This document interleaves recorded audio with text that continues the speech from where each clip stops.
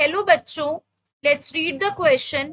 In the composition of cellular mass, arrange the components protein, carbohydrate, lipids, and nucleic acid in decreasing order of mass percentage. In this question, हमारा की concept है in cellular mass the average composition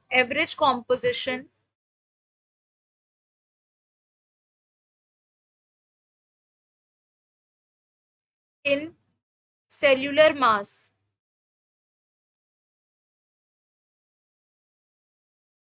now अगर हमें इसका average composition पता होगा तो ये question is easily will be easily solve.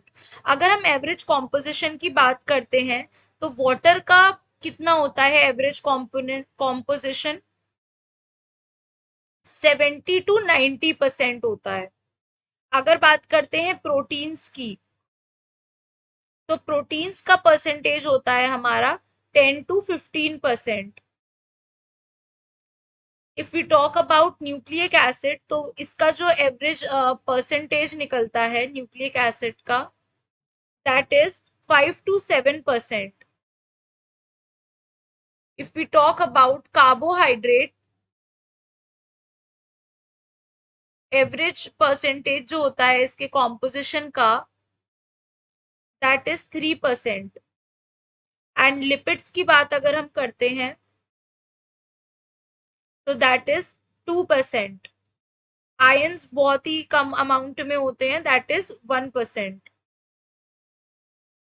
तो अब हमें सबके एवरेज परसेंटेज सबका पता है, एवरेज कॉम्पोजिशन पता है सेलुलर सेल के अंदर उनके सेलुलर मास का.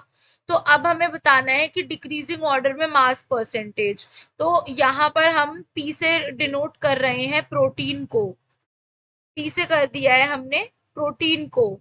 एन से कर दिया है हमने न्यूक्लिक एसिड को, क्योंकि यहाँ पे हमें सिर्फ उन्हीं का बताना है जिनका हमसे पूछा गया है. कार्बोहाइड्रेट को हमने कर दिया सी से एंड लिपिड को हमने कर दिया एल से.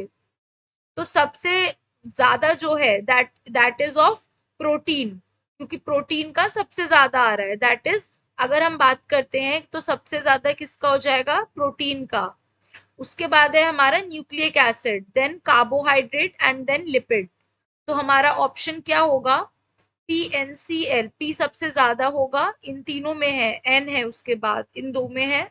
सी है देन. तो हमारा करेक्ट आंसर हो गया बी.